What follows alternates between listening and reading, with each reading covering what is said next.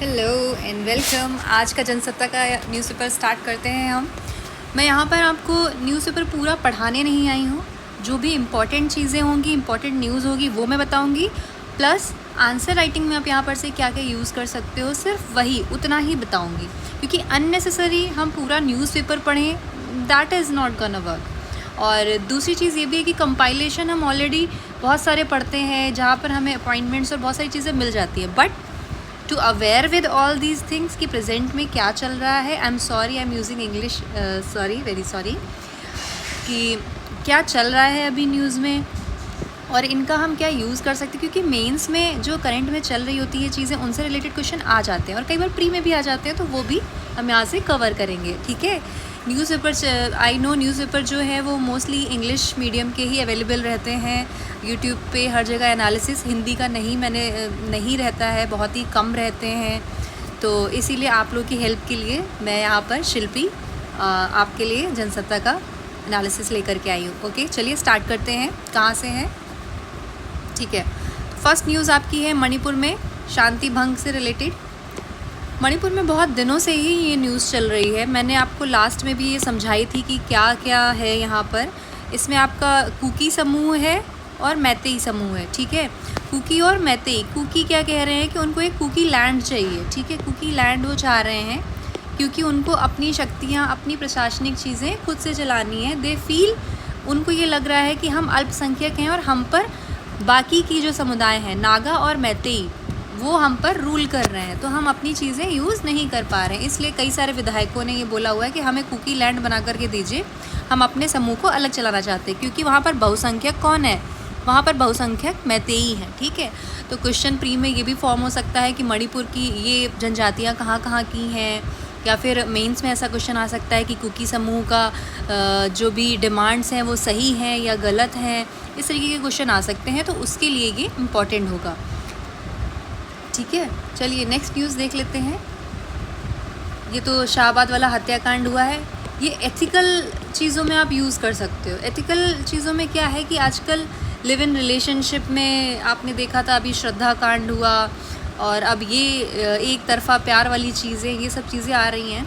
तो एथिक्स के पेपर में इससे रिलेटेड क्वेश्चन आ सकता है। ठीक है। एथिक्स के पेपर में लिव इन रिलेशनशिप पर एक क्वेश्चन आया हुआ था, तो वहाँ पर आप केस स्टडी में ये यूज़ कर सकते हैं चीज़ें कि किस तरह से, मतलब इन लोगों की क्या कैसे इंसानियत ख़त्म हो रही है, तो हमें अपने मूल्यों की ओर वापस लौटना होगा, हमें मूल्य सीखने होंगे। ठीक है। कि हम क्या चीज़ें करें और क्या ना करें, वो उस बारे में हमें अपने घर से, जो हमारे समुदाय हैं, हमारे समुदाय इंस्टीट्यूट्स हैं, हमारे स्कूल है हमारा इंस्टीट्यूट, और हमारे परिवार हैं, हमारा समाज है, वो हमें ये चीज़ें सिखा क्यों नहीं पा रहा है, क्यों इस तरीके की चीज़ें हो रही हैं आज भी। तो अगर एथिक्स में मूल्यों से संबंधित कोई क्वेश्चन आता है, लिव इन रिलेशनशिप पर कोई आता है, तो उसमें आप ये एग्जाम्पल के तौर पे यूज़ कर सकते हो और आप डिस्क्राइब कर सकते हो कि ऐसा ऐसा अभी भी हो रहा है और हमें इसको रोकना चाहिए। ठीक है। अपने घर से ही चीज़ें शुरू होती हैं, तो हम अपने घर में बेहतर जब तक माहौल नहीं बनाएंगे, बाहर कैसे अच्छा माहौल बनेगा। तो इस तरीके की चीज़ें आप लिख करके आप आंसर को और अच्छा बना सकते हो। और ये न्यूज़ इन्हीं सब काम के लिए है, बाकी आप इन चीज़ों से इंस्पायर मत होने लगिएगा। ठीक है। तो ये काम की चीज़ आप निकालना जानिए। आप एस्पिरेंट हैं यूपी पीसीएस की, तो आपको काम की चीज़ निकालनी बस पता होनी चाहिए। नेक्स्ट है क्या कि जब ये पहलवानों का क्या कहते हैं, पहलवानों का जो क्या कर रहे थे ये लोग, हाँ सॉरी, पहलवान की जो ये मुहिम चल रही है भाई कि हम इनकी बातें नहीं मानी जा रही हैं, तो हम क्या करेंगे, हम करेंगे कि हमारे जो भी मेडल हैं, चीज़ें हैं, वो हम गंगा नदी में फेंक देंगे, इन्होंने ये बोला। तो किसान नेताओं लोगों ने समझाया काफ़ी, किसान हो गए, किन्नर समुदाय हो गए, बहुत जगह पर न्यूज़ में कवर नहीं है, बट सभी इनको सपोर्ट करने के लिए आगे आ रहे हैं। तो इन लोगों की हालत आप देख रहे हैं क्या हुआ, पुलिस कस्टडी में भी रखा गया। अच्छा, ये इंस्पिरेशन इन्हें कहाँ से मिली थी कि ये गंगा में बहाने जा रहे थे? ये देखिए, मुक्केबाज मोहम्मद अली जो थे, काफ़ी फेमस हैं, इनको आप एथिक्स में यूज़ कर सकते हैं। मोहम्मद अली को कि कैसे दृढ़ता के साथ वो अपनी चीज़ों को यूज़ करते थे, कैसे उन्होंने अपनी ताकत को यूज़ किया है अपनी मुक्केबाजी में। ठीक है। उसमें आप ये यूज़ कर सकते हो। और तो मुक्केबाज मोहम्मद अली ने अमेरिका में नस्लीय पक्षपात के खिलाफ अपना ओलंपिक स्वर्ण पदक ओहियो नदी, देखिए ओहियो नदी कहाँ पर है, मान लीजिए ये पूछ लिया गया प्रीलिम्स में, तो उसमें फेंक दिया था। तो उसी से इंस्पायर होके ये भी ऐसा कर रहे थे कि हमारा क्या कहते हैं, जो भी हमें अभी तक मेडल मिले हुए हैं, जितने भी गोल्ड हो गए, कांस्य हो गए, तो उन्हें हम गंगा में विसर्जित कर देंगे, क्योंकि बहुत ही ज़्यादा नाइंसाफ़ी हो रही है इनके हिसाब से, इन्हें ऐसा लगा। बाकी मुद्दा क्या है क्या नहीं है, हम कंक्लूज़न पर नहीं पहुँचेंगे। हमें चीज़ों को पढ़ना है, समझना है और क्या कंक्लूड करना है वो देखना है। जो सही है और गलत है उस पर काम चल रहा है, समिति बनाई गई हैं और समितियां वो देख रही हैं। तो जो भी रिपोर्ट आएगी वो हमारे सामने फिर से आएगी, हम फिर उसे पढ़ेंगे, ठीक है। बैंकिंग क्षेत्र में धोखाधड़ी के मामले बढ़ गए हैं, रिजर्व बैंक ने कहा है, ठीक है। तो ये आप मान लीजिए ऐसा कोई क्वेश्चन आ गया मेंस में कि बैंकिंग क्षेत्र में सुधार की आवश्यकता है या क्यों है, तो उसमें आप ये यूज़ कर सकते हैं, क्योंकि यहाँ पर क्या हो रहा है कि धोखाधड़ी के मामले की रिपोर्ट दी है आरबीआई ने। देखिए क्या कि बैंकिंग क्षेत्र में धोखाधड़ी के मामले 2022-23 में बढ़कर 13,530 हो गए। तो कितना अच्छा रहेगा अगर आप इससे अपना आंसर स्टार्ट कर देते हो कोट करके कि हाँ, धोखाधड़ी में ऐसा ऐसा हो रहा है तो हमें रिफॉर्म्स की ज़रूरत है, ठीक है। और इसके बाद देखिए क्या है, कहा गया है कि मात्रा के लिहाज से धोखाधड़ी मुख्य रूप से डिजिटल भुगतान की श्रेणी में हुई है। मतलब कि डिजिटली ज़्यादा चीज़ें हैं जो सही नहीं है। तो ये साइबर क्राइम से रिलेटेड भी हो गया। साइबर जो खतरे होते हैं ना, जब हम लिखते हैं कि साइबर खतरे क्या हैं, ये सब उसके खतरे हैं, ठीक है। तो उसमें हम लिख सकते हैं क्या क्या नुकसान है। तो इन चीज़ों में आप ये वाली न्यूज़ यूज़ कर सकते हैं, ठीक है। मैं न्यूज़ आपको उस तरह नहीं बता रही हूँ आज ये हुआ, आज सनसनीखेज में ये हुआ, वो तो आप ऑलरेडी कहीं से भी देख सकते हो। मैं न्यूज़ इस तरह बताऊँगी कि आपको क्वेश्चन में कहाँ पे यूज़ कर सकते हो आप इस न्यूज़ को, ठीक है। और नोट्स में आपको क्या लिखना है, बस ये 2 लाइन और ये वाली 1 लाइन, बस इतना लिखना होगा, इससे ज़्यादा कुछ नहीं लिखना है, ठीक है। ऐसे आपको नोट्स बनाने हैं। नेक्स्ट देखिए, 12वीं की पुस्तक से हटाया गया खालिस्तान का संदर्भ। खालिस्तान का अभी बहुत मुद्दा चल रहा था कि खालिस्तानी की मांग हो रही थी, जो मांग होनी चाहिए उस तरह नहीं थी। आप निशंस होते जा रहे हो, वो गलत चीज़ है। तो इसीलिए ये 12वीं की क्लास से आपका पाठ्य पुस्तक से ये चैप्टर ही हटा दिया गया है, क्योंकि वो सिख धर्म को बहुत ही गलत तरीके से पोर्ट्रे करने की चीज़ें थी, इसलिए हटा दिया गया, जो कि सही भी है, ठीक है। और नेक्स्ट क्या है हमारे न्यूज़पेपर में, सिसोदिया जी को जमानत नहीं दी है अदालत ने, अभी भी कहा है कि गंभीर आरोप हैं। देखिए न्यूज़पेपर की तरह अगर मैं पढ़ाने लग जाऊँ तो ऐसे हो जाएगा फिर। चलिए नेक्स्ट क्या हुआ है, साइंस में देखते हैं। साइंस में क्या हुआ है कि एक क्या कहते हैं, एक रिपोर्ट आई है presiding of the Nations academy of sciences की। इन्होंने कहा है कि 1/3 ग्रहों पर तरल अवस्था में पानी और जीवन होने की संभावना है। समझ रहे हैं, हमारी जो आकाशगंगा है उसमें कई जगहों पर, कई तारों में जो परिक्रमा कर रहे हैं आकाशगंगा में तारे, उनमें 1/3 ग्रहों पर तरल अवस्था में पानी और जीवन होने की संभावना है, ठीक है। ये एक रिपोर्ट आई है, ये खोजा गया है। तो ये प्री में पूछा जा सकता है कि क्या इस रिपोर्ट में क्या आया था या कौन सी रिपोर्ट थी, ऐसा करके, ठीक है। तो ये सारी चीज़ें हो सकती हैं। नेक्स्ट देख लेते हैं, इसको आप मेंस में तो कुछ ऐसा यूज़ नहीं कर सकते हो, ये फिर वही किसी का मर्डर हुआ तो कैसे हुआ, वही चीज़ें, एथिकल चीज़ें हैं ये। नेक्स्ट देखते हैं, हत्या का राजनीतिकरण ना करें। हत्या, जो अभी हत्या हुई है उसमें फिर से लव जिहाद वाला मुद्दा उठ गया है, राजनीतिकरण होने लग गया है, जिस पर चर्चा चल रही है कि आप राजनीतिकरण ना करें, क्योंकि दिल्ली हमेशा से ही ऐसे रहा है कि सेफ़ नहीं है, जिसके कई केसेस होते जा रहे हैं। और मैं समझती हूँ दिल्ली ही नहीं, कई जगहों पर केसेस हो ही रहे हैं, दिल्ली हो गई, यूपी हो गया। तो आप एक जगह को टारगेट करने के बजाय आप मुद्दे को टारगेट करिए, दैट इज़ इम्पॉर्टेंट, ओके। चलिए नेक्स्ट देखते हैं क्या है, ये इम्पॉर्टेंट है। विश्व तंबाकू निषेध दिवस कब होता है, ये प्री में पूछा गया है क्वेश्चन कई बार। ये होता है 31 मई को, ठीक है। थीम क्या है, थीम है हमें भोजन चाहिए, तंबाकू नहीं। तो ये हमारी थीम है विश्व तंबाकू दिवस की, ठीक है। 31 मई को मनाया जाता है, ये आपका इम्पॉर्टेंट है, ये याद कर लीजिएगा, नोट्स में लिख लीजिएगा। नेक्स्ट है, इसमें क्या है कि तंबाकू से एक बीमारी होती है जिसका नाम है ग्रीन टोबैको सिकनेस का शिकार हो जाते हैं। तो ये बीमारी का नाम याद कर लीजिएगा, ग्रीन टोबैको सिकनेस का शिकार हो जाते हैं। तंबाकू के पत्तों को तोड़ने वाले जब निकोटिन के संपर्क में आते हैं तो उनके हाथों में निकोटिन से निकलने वाले जहरीले पदार्थ लग जाते हैं। इसी से क्या हो जाता है, ग्रीन टोबैको सिकनेस हो जाता है, ठीक है। ग्रीन टोबैको सिकनेस हो जाता है। तो ये बीमारी प्री में पूछी जा सकती है कि ग्रीन टोबैको सिकनेस क्या है, या फिर तंबाकू से कौन सी सिकनेस होती है, ऐसा करके, ठीक है। और क्या बताया गया है तंबाकू के बारे में, ये भी बताया गया है कि तंबाकू की खेती सही नहीं है। तंबाकू की खेती की जाती है जहाँ पर वहाँ बंजर हो जाती है सारी ज़मीन। क्यों? क्योंकि तंबाकू की जब फसल को हम हटा देते हैं तो उस फसल को जलाया जाता है वहाँ पर। जब फसल हट जाती है तो वहाँ पर फसल को जो बची हुई होती है उसे जलाते हैं, ठीक है। तो जलाने की वजह से वो ज़मीन की जो उर्वरक शक्ति है वो ख़त्म हो जाती है, और वहाँ पर आप कुछ भी नहीं उगा सकते हो, तंबाकू भी नहीं इवन उगा सकते हो। तो एग्रीकल्चर वाले पॉइंट ऑफ व्यू से भी आप ये लिख सकते हो, या फिर ये लिख सकते हो अगर क्वेश्चन आता है कि तंबाकू निषेध होनी चाहिए या तंबाकू का क्या इम्पैक्ट पड़ता है, तो उसमें भी आप ये यूज़ कर सकते हो पॉइंट, ठीक है। आज का जो एडिटोरियल है वो तंबाकू पर ही है, तो उसमें मैं ये चीज़ें पॉइंट ऐड करा दूँगी अभी, ठीक है। तो आपको पूरा एक डेटा मिल जाएगा तंबाकू या फिर नशे के बारे में। चलिए नेक्स्ट देखते हैं, ये किसी को अवार्ड मिला है। यहाँ पर देखिए, इंडिया डिफेंस सम्मेलन 2023 में Amity educational and research establishment के संस्थापक अध्यक्ष डॉक्टर अशोक कुमार चौहान को प्रतिष्ठित अकादमी पुरस्कार से सम्मानित किया गया है, ठीक है। ये DRDO की तरफ से दिया गया है। एजुकेशन एंड रिसर्च इस्टेब्लिशमेंट के संस्थापक अशोक कुमार चौहान को प्रतिष्ठित अकादमिक पुरस्कार दिया गया है DRDO की तरफ से, ठीक है। ये प्री के लिए इम्पॉर्टेंट है।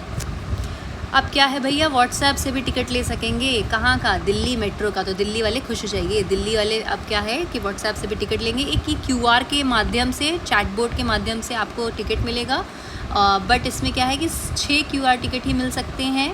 और एक और चीज़ थी इसमें, इसमें ये है कि एक बार प्रवेश लेने के बाद 65 मिनट के भीतर गंतव्य स्टेशन से बाहर निकलना होगा आपको। और हाँ, व्हाट्सएप टिकटिंग में टिकट रद्द करने की अनुमति नहीं है आपको। एक बार बुक हो गया, चले गए पैसे, बुक हो गया, ठीक है। सेवाएं बढ़ रही हैं, ये सब आप उसमें यूज़ कर सकते हैं। डिजिटल इंडिया से रिलेटेड अगर क्वेश्चन आता है कि डिजिटलाइजेशन कैसे हमारे देश को आगे बढ़ा रहा है, कैसे सुविधाओं को आगे बढ़ा रहा है, तो उसमें आप यूज़ कर सकते हो कि व्हाट्सएप और चैटबोर्ड के थ्रू अब हम टिकट भी बुक कर सकते हैं, ठीक है। मैं बहुत जल्दी तो नहीं पढ़ा रही हूँ, प्लीज़ आप बताइएगा मुझे। देखिए एडिटोरियल आ गया। एडिटोरियल में बहुत ही ज़बरदस्त एडिटोरियल निकाला इन्होंने आज, देखिए हाईलाइट होते ही चला गया है। तंबाकू की गिरफ्त में जकड़ता समाज, तंबाकू की गिरफ्त में जकड़ता समाज। तो टोबैको से रिलेटेड अगर क्वेश्चन आ जाता है कि तंबाकू से जुड़ी मुहिम क्या चला रही है सरकार, या फिर तंबाकू किस तरह से हमारी नस्ल ख़राब कर रहा है, या तंबाकू से समाज पर क्या प्रभाव पड़ रहा है, या नशे के बारे में कोई क्वेश्चन आ जाता है, तो उसमें आप ये सारी चीज़ें लिख सकते हो। तो देखिए कहाँ से स्टार्ट हो रहा है।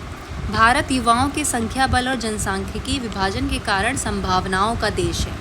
ये बहुत ही बेहतरीन लाइन है, आप मेंस के आंसर में ये यूज़ कर सकते हो। भारत युवाओं के संख्या बल और जनसांख्यिकी विभाजन के कारण संभावनाओं का देश कहा जाता है, जहाँ पर लेकिन लगा करके, जहाँ पर 22% यानी लगभग 26.1 करोड़ की जनसंख्या सिर्फ 18 से 29 साल के युवाओं की है, ठीक है, और जो कि तंबाकू संबंधित उत्पादों का इस्तेमाल करती है और भारत की संभावनाओं का गला घोटती दिखाई पड़ती है। तो ये सब चीज़ें आप मेंस में आपने यूज़ कर सकते हो। आप रिपोर्ट इंट्रोडक्शन में स्टार्ट कर सकते हो। रिपोर्ट किसकी है? ग्लोबल एडल्ट टोबैको सर्वे की एक रिपोर्ट के मुताबिक लगभग 26.7 करोड़ युवा भारत के, जिनकी उम्र 15 वर्ष और उससे अधिक है तथा पूरी युवा जनसंख्या का 29% है, तंबाकू उत्पादों का सेवन करता है। भारत को विश्व में चीन के बाद दूसरे सबसे बड़े तंबाकू उपभोक्ता देश की श्रेणी में लाकर खड़ा कर दिया, जो कि बहुत ही ख़राब बात है। और क्या है इसमें देखिए, लगभग 80 लाख लोगों की मृत्यु, जिसमें भारत में अकेले 13.5 लाख लोग इसका शिकार होते हैं। लगभग 80 लाख लोगों की मृत्यु, जिसमें भारत में अकेले 13.5 लाख लोग इसका शिकार हो रहे हैं। तंबाकू में benzene, nicotine, hydrogen cyanide, aldehyde, सीसा, आर्सेनिक, टार, कार्बन मोनोऑक्साइड आदि जैसे 70 प्रकार के खतरनाक तत्व शामिल होते हैं। तंबाकू शरीर के परिवहन तंत्र को परेशान करता है। तंबाकू का प्रभाव हमारे मस्तिष्क पर बुरा प्रभाव डालता है। महत्वपूर्ण अंग फेफड़ों को परेशान करता है, जिससे कि एक बीमारी हो जाती है क्रॉनिक ऑब्स्ट्रक्टिव पल्मोनरी, ठीक है। अगर आप हेडिंग बनाकर लिख सकते हो तंबाकू से इम्पैक्ट में ये लिख सकते हो। और एक इम्पैक्ट अभी मैंने ऊपर आपको बताया था एग्रीकल्चर वाला, कि वहाँ पर आप ज़मीन उर्वरक नहीं रह जाती है, बंजर हो जाती है, तो वो भी इम्पैक्ट में लिख सकते हो कि तंबाकू का अगर यूज़ हुआ तो ये सब हो सकता है। ई सिगरेट भी एक औजार बन गया है जो कि बहुत ही खतरनाक है हमारे लिए। तंबाकू और इससे संबंधित उत्पादों ने देश में कई महत्वपूर्ण पर्यटन स्थलों को भी अपने चंगुल में फंसा लिया है। जो पर्यटन स्थल है वहाँ पर नशेबाजी की वजह से, जैसे मनाली, कसौल, शिमला, ऋषिकेश, हरिद्वार, बनारस, यहाँ पर पूजा के नाम पर नशा बेचा जाता है जो कि हमारी यूथ को ख़राब कर रहा है, हमारी नस्लों को, हमारी संभावनाओं को ख़राब कर रहा है। भारत में तंबाकू नियंत्रण हेतु अब आप ये लिख सकते हो कि सरकार के द्वारा किए गए उपाय, ठीक है, उसमें लिख सकते हो कि तंबाकू नियंत्रण हेतु वर्ष 2001 में तंबाकू नियंत्रण अधिनियम पारित किया गया और 2003 में सिगरेट एवं तंबाकू उत्पाद अधिनियम पारित किया गया, जिसे कोटपा कहते हैं, ठीक है। अंतर्राष्ट्रीय स्तर पर भी काम किए गए हैं तंबाकू के प्रति लोगों को जागरूक बनाने के लिए। विश्व स्वास्थ्य संगठन ने 2003 में तंबाकू नियंत्रण पर WHO रूपरेखा समझौता पारित किया, ठीक है। इसने 2016 में ग्रेटर नोएडा में इस प्रोटोकॉल से शामिल पक्षों का एक सम्मेलन COP7 भी आयोजित किया था। तो अंतर्राष्ट्रीय स्तर पर भी ये काम हो रहे हैं। नेक्स्ट देखिए, अनुच्छेद 15 तंबाकू का अवैध व्यापार रोकता है। अनुच्छेद 16 तंबाकू उत्पादों का आवश्यकों और उनके द्वारा विक्रय से संबंधित है। ये WHO की रिपोर्ट्स में है। 2007 और 8 में 11वीं पंचवर्षीय योजना के तहत भारत ने राष्ट्रीय तंबाकू नियंत्रण कार्यक्रम भी चलाया था। ये सब आप सरकार की मुहिम में लिख सकते हो कि सरकार क्या क्या कर रही है। जब आप कंक्लूड करते हो ना कि वे आउट लिखते हो, आगे की राह या फिर क्या सरकार कर रही है, क्या हम बता सकते हैं इसका समस्या का समाधान, तो ये चीज़ें यूज़ हो सकती हैं, ठीक है। नेक्स्ट क्या है, इसी में ही भारतीय स्वास्थ्य एवं कल्याण मंत्रालय द्वारा WHO के सहयोग से तंबाकू निवारण क्लिनिक की स्थापना भी की गई है, जो कि एक अभूतपूर्व प्रयोग है। ये सब बहुत इंपॉर्टेंट पॉइंट्स हैं। आप हेडिंग बस बनाइए कि क्या क्या सरकार ने किया और ये पॉइंट वाइज 4-5 पॉइंट यहीं से निकल आए। इम्पैक्ट भी निकल आया है, देखिए इम्पैक्ट क्या है तंबाकू का, वो 5 पॉइंट निकल आए हैं और क्या क्या सरकार मुहिम चला रही है वो भी 5 पॉइंट निकल आए। पूरा एक क्वेश्चन तैयार हो गया है आपके इस एडिटोरियल से। इस तरह से एडिटोरियल पूरा करना है, समझ गए आप, कहानी नहीं लिखनी है।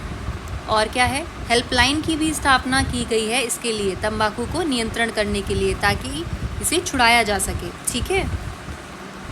आगे क्या है, जनजातीय क्षेत्रों में क्या हो रहा है कि स्थानीय स्तर पर तेंदू के पत्ते से बीड़ी बनती है ना, तो लगे लोगों को अन्य जंगली अब ये क्या एक वे आउट हमारी तरफ से अगर हम देना चाहें तो उसमें हम ये पॉइंट्स डाउन लिखेंगे, ठीक है।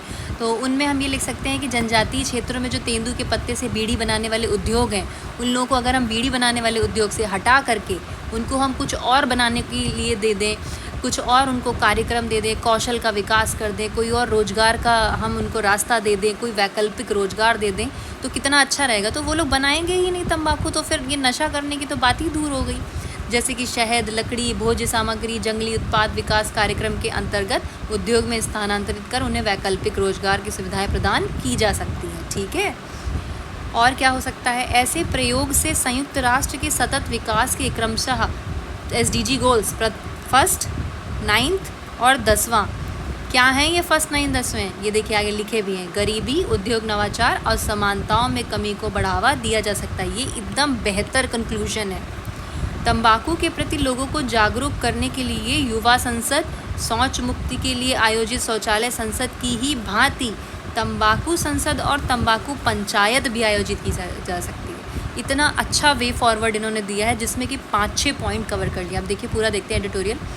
मान लीजिए अब क्वेश्चन आ गया तंबाकू से रिलेटेड, तो आप क्या करोगे, आप इंट्रो दोगे। इंट्रो में आप ये बेहतरीन सी लाइन लिख सकते हो और उसके बाद ये रिपोर्ट, ये वाली गैट्स की रिपोर्ट डाल सकते हो। उसके बाद बॉडी में जो पूछा गया है उसके बारे में डालोगे कि क्या इम्पैक्ट होते हैं, तो इम्पैक्ट में इधर ये जो जितने भी पॉइंट दिए गए हैं वो डाल दो। सरकार क्या कर रही है वो यहाँ से डाल दिया, और वे आउट क्या यहाँ से डाल दिया। कितना पूरा एक आंसर लिखा हुआ है इस एडिटोरियल में। तो इस तरह से पढ़ना है एडिटोरियल, गॉट इट। चलिए नेक्स्ट देखते हैं, जोखिम पर नज़र। ये क्या है, ये भी बैंक रिफॉर्मेंट से ही संबंधित है, जो कि शक्तिकांत दास, कई बार देखिए गवर्नर का नाम आ गया, आप लोगों को याद करने की ज़रूरत ही नहीं पड़ेगी न्यूज़पेपर पढ़ के। तो RBI के गवर्नर जो है शशिकांत दास, उन्होंने ही बताया है कि बैंक जो है क्या हो रहा है कि बैंक में NPAs बढ़ जाता है। NPA आपको पता है ना, नॉन परफॉर्मिंग एसेट, जो कि 90 डेज़ के बाद नॉन परफॉर्मिंग एसेट हो जाता है। जो आपने कर्ज दिया है अब उसको मिलने की उम्मीद ही छूट जाती है, और बहुत सारे बैंक इस कर्जे की वजह से परेशानी में हैं, ठीक है। बहुत सारे बैंक, ये देखिए कुछ बैंक अपने कर्जों की वापसी ना हो पाने के तथ्यों को छिपाते भी हैं। तो शशिकांत जी ये कह रहे हैं कि एनपीए का दिक्कत तो है ही, लेकिन बैंक्स क्या कर रहे हैं कि इस चीज़ को छुपाने लग गए हैं कि एनपीए वाली जो न्यूज़, उनकी जो स्थिति है उसे छुपाते हैं। क्यों छुपाते हैं? वो इसलिए छुपाते हैं कि हमारा जो बैंक है उसकी ब्रांचेस और हम बढ़ा सकें। क्योंकि अगर ये पता चल जाएगा आरबीआई को, तो आरबीआई क्या करती है, अपने अंडर ले लेती है कि भाई आप उस स्थिति में ही नहीं हो कि आप बैंकिंग सिस्टम चला पाओ, अभी आपके पास खुद ही इतने कर्जे में हो, तो आप क्या प्रोवाइड करवा पाओगे। तो इसलिए आरबीआई उस पर रूल करना स्टार्ट कर देगी। इसी वजह से क्या कहते हैं कि ये लोग क्या करते हैं कि अपनी और ब्रांचेस बढ़ा लें, अपना कारोबार बढ़ा लें, एक व्यापारी की तरह काम करने लग जाता है बैंक। तो ये चीज़ें गड़बड़ हो रही हैं। देखिए आगे क्या है, मगर जब उनका एनपीए यानी गैर निष्पादित संपत्तियों का बोझ बढ़ता है तो वो डूब गई। ऐसे क्या होता है कि भैया अब ठीक है, चालाकी कर ली इन्होंने, चालाकी करी बैंक ने कि मैं अपना एनपीए नहीं बताऊंगा और अपना कारोबार बढ़ाता जाऊंगा, अपनी ब्रांचेस बढ़ाता जाऊंगा, खूब पैसा कमा लूँगा। लेकिन भाई जब एनपीए बढ़ता ही चला जाएगा तो बोझ तो अल्टीमेटली बैंक पर ही बढ़ रहा है ना, और बैंक डूब जाती है, पब्लिक का पैसा डूब जाता है, फिर तो आरबीआई भी परेशान होती है, सरकार भी परेशान होती है। तो बैंक को ऐसा नहीं करना चाहिए। और ऐसा ही केस हुआ था, देखिए पंजाब और महाराष्ट्र बैंक में ऐसे ही तो हुआ था, सबका पैसा डूब गया था। फिर क्या, आरबीआई को आगे आना पड़ता है। तो इसीलिए रिजर्व बैंक को धोखा नहीं देना है आपको, ठीक है। कर्ज बांटने का अपना दायरा भी अपना सीमित रखना है आपको, और चीज़ों को क्लियर रखना है। Transparency is very important in every sector. तो सारे सार्वजनिक बैंक एनपीए के बोझ से दबे हुए हैं, ठीक है, सारे ही दबे हुए हैं, ये तो मतलब तय बात है। लेकिन सब कोऑपरेट करके आसानी से चीज़ों से निकल सकते हैं। अगर बैंकों ने कर्ज बांटते समय सावधानी नहीं बरती तो अर्थव्यवस्था के लिए भी खतरनाक साबित हो सकता है। भाई अंदर से आप खोखले होते चले गए हो, आपके पास कर्जा आपने इतना दे दिया, आपके पास पैसा ही नहीं बचा है, वापस आ नहीं रहा है, ऊपर से आप दिखा रहे हो हमारे पास बहुत पैसा, तो अंदर तो खोखले हो गए हो ना। तो अर्थव्यवस्था तो चरमरा जाएगी ना हमारी, और जब चरमराएगी तो महंगाई कौन झेलेगा? पब्लिक झेलेगी। तो ये सब चीज़ें गलत है ना। तो वही आरबीआई कह रही है कि कोई सख्त रास्ता निकालना पड़ेगा हमें इन सब चीज़ों को रोकने के लिए, ठीक है। ये था पूरा मुद्दा। नेक्स्ट देखते हैं, आतंक का सिलसिला। जम्मू कश्मीर में आतंकी हमले रुक नहीं रहे हैं। अब इस बीच टेररिस्ट क्या कर रहे हैं कि वो चुन कर लोगों को मार रहे हैं, टारगेट कर रहे हैं लोगों को, ताकि वहाँ पर जो गुटबाजी बन जाए, लोग एक दूसरे के दुश्मन बन जाए और आपस में ही लोग लड़ना शुरू कर दें और अराजकता और अविश्वास की स्थिति पैदा हो जाए। क्योंकि जब से हमारी यूटी बन गई है जम्मू कश्मीर, तब से वहाँ पर विकास की संभावनाएं बढ़ गई हैं। तो लोग नहीं चाहते कि भाई विकास का संभावनाएं बढ़े, वरना पब्लिक क्या होगी, पब्लिक भी कहेगी हाँ विकास हो रहा है, तो वो खुश हो जाएगी। तो इसीलिए वो लोग आपस में लड़ाने के लिए ये सब चीज़ें करें। अभी इन्होंने क्या किया कि एक मजदूर को ही गोली मार दी है। अभी कुछ दिन पहले एक कश्मीरी पंडित को गोली मार दी थी। क्यों? जस्ट बिकॉज ये चाहते हैं कि आपस में लड़ाई झगड़ा होता रहे तो हमारा काम चलता रहे, ठीक है, और जम्मू कश्मीर में कभी शांति हो ही ना। चलिए नेक्स्ट देखते हैं। ये कोट बहुत ही अच्छा लगा आज मुझे, आप लोग भी पढ़िएगा। हम में से बहुत से लोग अपने सपनों को नहीं जी रहे हैं क्योंकि हम अपने डर को जी रहे हैं, विच इज़ वेरी राइट। हम अगर डर को निकाल दें ना तो जीना सीख जाएंगे। फिर क्या है, आराम से जिए, मस्त करिए। दवा की कीमत, चलिए दवा की कीमत में क्या है। हाँ, यहाँ पर केंद्र सरकार ने सख्त होकर के ये कहा है कि सरकारी डॉक्टर मरीजों को शासकीय पर्चे पर बाहरी दवाओं में केवल जेनेरिक दवाइयाँ ही लिखे, अन्य महंगी और अलग से दवाइयाँ ना लिखे, क्योंकि बेचारे गरीब तबका आता सरकारी डॉक्टर के पास है। अब उसको तुम क्या कहोगे कि नहीं हमारे पर्सनल वाले प्राइवेट वाले क्लिनिक पे मिलो आकर के, तो हम अच्छा इलाज करेंगे। भाई उसके पास पैसा ही नहीं है, इसलिए तो वो सरकारी में आया था। उसके बाद क्या होता है, फिर निजी दवाएँ कंपनियाँ जो हैं उनके साथ उनका कमीशन चल रहा होता है डॉक्टर्स का, तो वो उनके पास भेज देते हैं, अलग से दवाइयाँ लिखवा देते हैं। तो भाई वो परेशान होकर के वही सब खरीदने में लगा रहेगा और ख़रीद भी नहीं पाता है, और जान जोखिम का चली जाती है। इसी तरह से डॉक्टर्स को पैसा कमाना ज़्यादा इंपॉर्टेंट लगने लग जाता है। देखिए लिखा हुआ है, आमतौर पर डॉक्टर को मरीज़ पर दया भी नहीं आती, चाहे वह कितना भी गरीब क्यों ना है, मात्र पैसा कमाना ही उनका लक्ष्य रह जाता है। तो ये एथिक्स में आप यूज़ कर सकते हो, एथिकल, डॉक्टर्स का एथिकल वैल्यू में आप ये यूज़ कर सकते हो, ठीक है। नेक्स्ट क्या है, सज़ा का दरवाज़ा। तो एक एक करके 2021 में जो अमेरिकी लोकतंत्र में जननी कैपिटल हिल पर हमला हुआ था ना, उसकी साजिश रचने वालों को अभी सज़ा सुनाई जा रही है। प्रीलिम्स में इस टाइप का एक क्वेश्चन आया था ना इस बार, कि कैबिनेट में शुनक जी ने किसको निकाल दिया, क्या स्कैंडल हुआ। तो इसलिए इस टाइप की न्यूज़ पर भी ध्यान देते रहिए कि क्या हुआ वर्ल्ड वाइड, क्या कोई ऐसी न्यूज़ हुई, कैसे हो गया। इस टाइप का एक क्वेश्चन हर साल आ रहा है, मैं देख रही हूँ, क्या स्कैंडल हो गया कोई या कैसा हो गया। तो इस तरीके के क्वेश्चन प्लीज़ ध्यान दीजिएगा, ठीक है। अचानक से ही पूछ लेते हैं बट इम्पोर्टेंट है, ठीक है। विज्ञापन बाधा क्या है? विज्ञापन बाधा कुछ नहीं है, ये है कि राजनीति दल और विभिन्न धार्मिक सामाजिक आयोजन वाले मार्ग जो हैं संकेतक बोर्ड पर लगा दिए जाते हैं। मतलब क्या है, ये जो बोर्ड नहीं लगे होते हैं हमारे, वो लगे होते हैं डायरेक्शन के लिए कि भैया ये डायरेक्शन है। अब उनकी जगह पर उनको हटा करके सरकारी अपना भैया पूरा एडवर्टीज़मेंट करे दे रहे हैं, ठीक है। अपना पूरा बेचने वाली चीज़ें लगाए दे रहे हैं, धार्मिक सम्मेलन हो रहा है वो लगाए दे रहे हैं। तो ये देख के थोड़ी हम रास्ता पहुँचेंगे, ये थोड़ी करना है। इसको दुरुपयोग मत करिए विज्ञापन लगा करके, आप चुपचाप से डायरेक्शन लगाइए, ठीक है। पर सबको एडवर्टीज़मेंट भी करना है, पैसा भी कमाना है, तो क्या किया जाए। चलिए, ये क्या है, लाचार बच्चे। बाल श्रमिक प्रतिबंधित की तख्तियां लगी होने के बावजूद भी उदर पूर्ति के लिए बच्चे काम पर लगे हुए हैं। बच्चों के विषय में एक बड़ा दुखद पहलू है, ये किसी एक महोदय ने अपनी व्यूज़ रखे हैं कि बच्चे आज भी श्रमिक में लगे हुए हैं, वो जूठन धो रहे हैं, कड़ी मजदूरी कर रहे हैं, और जो मध्यम वर्गीय बचपन का बच्चा है वो मोबाइल में छुप गया है। मतलब बचपन को गुम मत होने दीजिए, बचपन को जीने दीजिए, और जो श्रमिक में और मजदूरी में लगे हैं उनको भी देखिए, आप जागरूक बनिए और उनको पढ़ाई की ओर मोड़ने की कोशिश करिए, ठीक है।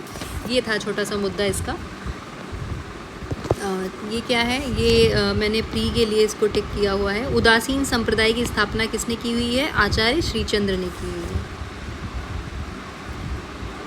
और नेक्स्ट क्या है, ये तो कुछ खास इम्पोर्टेंट नहीं है। हाँ, ये देखिए, काशी की तर्ज पर अब बरेली में भी नाथ नगरी योजना गलियारा बनने जा रहा है, ठीक है। तो क्या है ये, काशी की तर्ज पर बरेली के प्राचीन 7 शिव मंदिरों को नाथ नगरी योजना में जोड़ा जाएगा। बरेली के चारों ओर प्राचीन शिव मंदिर होने के कारण शिव भक्त इस पर दशकों से ही नाथ नगरी के रूप में ही मानते आए। तो अब बरेली में भी शिव नगरी नाथ नगरी आ जाएगी। तो ये प्री में क्वेश्चन बन सकता है कि नाथ नगरी कहाँ पर बन रही है, तो दैट इज़ इन बरेली, ठीक है। नेक्स्ट देखते हैं, ये भाई केंद्र सरकार के 9 साल हो गए हैं सेवा के, तो उन्हीं के तारीफ़ में लिखी गई हैं चीज़ें। सुशासन और गरीब कल्याण का रहे हैं ये 9 साल। जेपी नड्डा जी ने कहा है कि इनके मोदी जी के नेतृत्व में केंद्र सरकार के 9 साल पूरे होने पर मंगलवार को सेवा, सुशासन, गरीब कल्याण का रहा है। राष्ट्र प्रथम की भावना से प्रेरित हमारी सरकार ने अनेक युगांतरकारी निर्णयों में भारत के भाग्य व भविष्य को नई दिशा दी है। राष्ट्रीय सुरक्षा, आत्मनिर्भरता, वैश्विक प्रतिष्ठा, आर्थिक सुदृढ़ीकरण क्षेत्रों में ऐतिहासिक उपलब्धियां प्राप्त हुई हैं। अपनी नीतियों में अंत्योदय व सेवा में संकल्प को सर्वोपरि रखा है।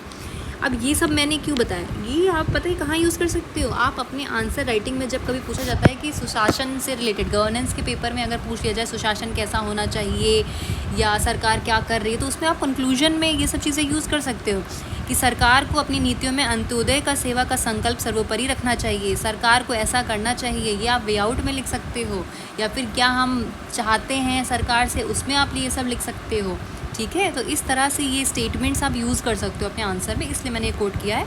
ये 2-3 लाइनें हैं, इन्हें प्लीज़ नोट डाउन कर लीजिएगा कि गवर्नेंस के पेपर में आप ये कंक्लूजन में यूज़ कर सकते हो, ठीक है। ये क्या हुआ है कि वैष्णो देवी जा रही बस पुल से गिरी है, ये तो इम्पोर्टेंट बात है क्या, मैंने सॉरी मतलब बुरा है, लेकिन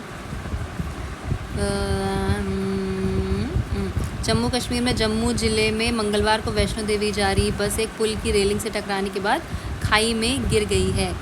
नहीं, वैसे ये ऐसा कुछ इम्पोर्टेंट नहीं है, मैंने पता नहीं क्यों हाईलाइट कर दिया है, इसको आप नहीं यूज़ कर सकते। अच्छा, इसमें अभी और बाकी है, ये देखिए इसमें और क्या बाकी है। हाँ, मोदी जी ने भी कहा हुआ है कि वैश्विक स्तर पर भारत के बढ़ते कद से लेकर राष्ट्रीय सुरक्षा पर जोर, गरीबों के लिए आवास, शौचालय, कल्याणकारी कदम और पाइप से पानी की आपूर्ति को बढ़ावा देना, बुनियादी ढांचा विकास के निर्माण में तेजी लाना और अन्य पहले भी शामिल रही हैं, जिनका भाजपा नेताओं ने देश में आयोजित संवाददाता सम्मेलनों का उल्लेख किया है। अब इसमें आप क्या यूज़ कर सकते हो, मैं बताती हूँ। इसमें आप क्या यूज़ करोगे कि मान लीजिए बोला गया कि सरकार भारत इस समय अपनी भारत की स्थिति का वर्णन कीजिए, या भारत की सरकारी स्थिति का वर्णन कीजिए, या फिर एस्से में आ गया कि भारत में लोकतंत्र किस तरह से चल रहा है या क्या चल रहा है, तो उसमें आप ये लिख सकते हो कि वैश्विक स्तर पर भारत की क्या स्थिति है। इसमें आप ये वाली लाइन्स लिख सकते हो कि यहाँ से लेकर के आप ये विनिर्माण में तेज़ी लाना और प्रयास भी शामिल रहे, यहाँ तक लिख सकते हो। आगे आप किसी पॉलिटिकल पार्टी का नाम मत लिखिए, विच इज़ नॉट गुड, पर आप स्टेटमेंट तो उठा ही सकते हो। स्टेटमेंट लिख दीजिए कि भारत इस समय वैश्विक स्तर पर इस तरह से अपना कद बढ़ाए हुए है, ऐसी ऐसी योजनाएं चल रही हैं, क्योंकि इस टाइप के क्वेश्चन आ जाते हैं या फिर इस टाइप का एस्से भी आ जाता है ना कि भारत की स्थिति का वर्णन कीजिए विश्व में, तो इस टाइप के क्वेश्चन में आप ये लाइन्स यूज़ कर सकते हो। ठीक है।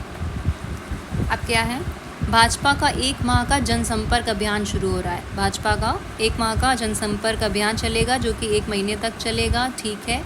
और ये राजस्थान के अजमेर में एक रैली के साथ शुरू हो जाएगा। ठीक है। प्रधानमंत्री मोदी जी शुरुआत करेंगे बुधवार को।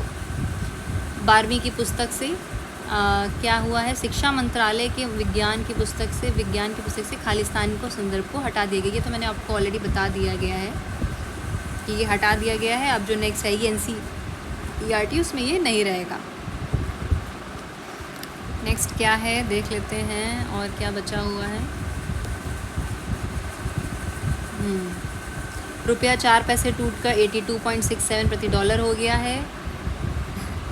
हाँ, ये देखिए कूलिंग ऑफ पीरियड, ये इंपॉर्टेंट है। कूलिंग ऑफ पीरियड क्या है, सुप्रीम कोर्ट व हाई कोर्ट के रिटायर्ड जजों के कूलिंग ऑफ पीरियड की घोषणा किए जाने की मांग को लेकर वकीलों की संस्था बम्बई अधिवक्ता संघ ने सुप्रीम कोर्ट का दरवाज़ा खटखटाया है। हुआ ये है कि बात यहाँ से उठ रही है। कूलिंग ऑफ पीरियड पहले समझिए क्या है। कूलिंग ऑफ पीरियड का मतलब है कि जब न्यायाधीश रिटायर हो रहे हैं उसके बाद उनको कूलिंग ऑफ पीरियड दिया जाए। ठीक है, जो कि 2 वर्ष का होना चाहिए। कूलिंग ऑफ पीरियड मतलब उस समय उनको कोई काम नहीं दिया जाना चाहिए। हो क्या रहा है इस समय, सेवानिवृत्ति के बाद 2 साल तक राज्यपाल जैसे राजनीतिक पदों पर नियुक्ति ना स्वीकार करने की घोषणा का अनुरोध किया। मतलब 2 साल आपको कोई काम नहीं करने देना चाहिए, जो कि कूलिंग ऑफ पीरियड को डिफाइन कर रहा है। लेकिन होता क्या है, इस समय राजनीतिक पद स्वीकार कर लेते हैं जैसे ही सेवानिवृत्त हो जाते हैं। फॉर एग्जाम्पल न्यायाधीश S अब्दुल नज़ीर, जो कि आंध्र प्रदेश के राज्यपाल बन गए हैं। नेक्स्ट है for example P Sathasivam, retire होने के बाद केरल के राज्यपाल बन गए हैं। रंजन गोगोई को राज्यसभा में सदस्य नामित कर दिया गया है। होता क्या है, इन चीज़ों से इम्पैक्ट क्या पड़ रहा है कि न्यायपालिका की स्वतंत्रता के बारे में जनता की धारणा का पर प्रतिकूल असर पड़ रहा है। अब जनता को ऐसे हो गया कि ना भैया, ये जो न्यायाधीश हैं ये भी राजनीतिज्ञ से जुड़े हुए हैं, इनको अपना पैसा बनाना है, इनको चाहिए कि हम सेवानिवृत्त हो जाएं तो उसके बाद भी हमारी कोई पोस्ट बनी रहे, इसीलिए ये लोग भी जो निर्णय दे रहे हैं वो राजनीतिक इन्फ्लुएंस में दे रहे हैं। तो ये मुद्दा उठ रहा है, इसीलिए सब चाहते हैं कि कूलिंग ऑफ पीरियड होना चाहिए। ठीक है, बात समझ गए, सिंपल सा था। ठीक है। नेक्स्ट क्या है, सोशल मीडिया से न्यायिक अधिकारी को बदनाम नहीं किया जा सकता है। सोशल मीडिया पर आप न्यायिक अधिकारियों को बदनाम नहीं कर सकते, न्यायिक अधिकारियों के बारे में कोई भी कमेंट्स नहीं कर सकते, क्योंकि न्यायपालिका स्वतंत्रता का मतलब ये नहीं कि सिर्फ कार्यपालिका के मुद्दे से स्वतंत्र है, बल्कि अलग और भी ताकतें हैं, आज़ादी है, जिससे कि उसे सबक लेना चाहिए। मतलब सोशल मीडिया पर भी आप उसको कुछ नहीं कह सकते हैं, न्यायपालिका स्वतंत्र है। ठीक है, और सच बात है, न्यायपालिका स्वतंत्र नहीं रहेगी तो कैसे काम चलेगा। ओके, ये क्या है, एक अध्यादेश आया हुआ है केंद्र सरकार के अध्यादेश का विरोध करते हैं येचुरी। मार्क्सवादी पार्टी कम्युनिस्ट पार्टी के महासचिव सीताराम येचुरी ने मंगलवार को दिल्ली में प्रशासनिक सेवाओं के नियंत्रण पर केंद्र के अध्यादेशों की निंदा की है। It is not important. चलिए नेक्स्ट देखते हैं, नेक्स्ट क्या है।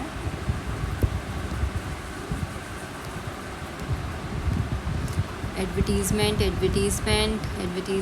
नेक्स्ट, ये तो वही मुद्दा चल रहा है जो, हाँ इसमें देखिए और क्या एक पॉइंट निकल के आया है, डायमेंशन। इस समय कुश्ती महासंघ वाला जो प्रोटेस्ट चल रहा है हमारा, उस प्रोटेस्ट में ये हुआ है कि यूनाइटेड वर्ल्ड रेसलिंग ने क्या बोला है, मंगलवार को भारत के शीर्ष पहलवानों को जंतर मंतर पर प्रदर्शन करने के दौरान हिरासत में लिए जाने की निंदा करी है और चेतावनी दी है कि अगर निर्धारित समय के भीतर चुनाव नहीं हुए, ठीक है। नेक्स्ट, खेलने के लिए चुनाव इन लोगों के नहीं हुए तो भारतीय कुश्ती महासंघ को निलंबित कर दिया जाएगा, जो कि एक बड़ी स्टेटमेंट है, जो कि अब सरकार पर भी प्रेशर डालेगी कि वो जल्दी से जल्दी इस मामले को सही करे और सॉल्यूशन दे। ठीक है, तो ये UWW की स्टेटमेंट है। और देख लीजिए, माँ बनने के बाद ग्रैंड स्लैम जीत लिया है एलिना स्विटोलिना ने माँ बनने के बाद 1.5 साल में फ्रेंच ओपन में इन्होंने ग्रैंड स्लैम जीत लिया है। ठीक है, और मार्टिना ट्रेविसन को हरा दिया है। ये क्या है, भारतीय बैडमिंटन खिलाड़ी समीर वर्मा, किरण जॉर्ज और अश्मिता चलिहा ने मंगलवार को क्वालिफाइंग के दौर में अपने प्रतिद्वंदियों पर सीधे गेम में जीत की है। क्वालिफाइंग में अभी पहुंचे हैं ये लोग। ठीक है, धोनी ने कहा है कि वो फिर से खेलेंगे। दैट इज़ वेरी नाइस कि वो फिर से सोच रहे हैं खेलने के लिए, बट उन्होंने ये भी कहा है कि अगर उन्होंने शरीर उनका साथ देगा तो वो खेलेंगे। ठीक है, और फिर क्या है नेक्स्ट, चेन्नई सुपर किंग्स जीत गई है, पता है ना आपको, गुजरात टाइटंस को हराकर। आई नो आपको पता है सब कुछ, ऑलरेडी इंस्टाग्राम पे आप बहुत अपडेटेड होंगे। ये क्या है, सात्विक और चिराग, हाँ सात्विक और चिराग वाला देख लीजिए। सात्विक साईराज और रंकी रेड्डी और चिराग शेट्टी भारत की शीर्ष युगल जोड़ी हो गई है। मंगलवार को जारी नवीनतम विश्व रैंकिंग में एक स्थान के फायदे से चौथे स्थान पर पहुंच गई है। ठीक है, पिछले साल राष्ट्रमंडल खेलों में स्वर्ण पदक, फ्रेंच ओपन सुपर 750 का खिताब भी जीता था और स्विस ओपन 300 का खिताब भी जीता था। ठीक है, और कल ही मैंने आपको बताया था HS प्रणय का BWF विश्व टूर में मलेशिया में इन्होंने खिताब जीत लिया है। ठीक है, बस आज की न्यूज़ इतनी ही थी और कुछ नहीं है। एडिटोरियल वाला पार्ट मैं इम्पॉर्टेंट मानती हूँ, इसीलिए मैं उसे ज़्यादा अच्छे से एक्सप्लेन करती हूँ। आई होप कि आपको ये अच्छा लगा होगा। Okay, thank you so much.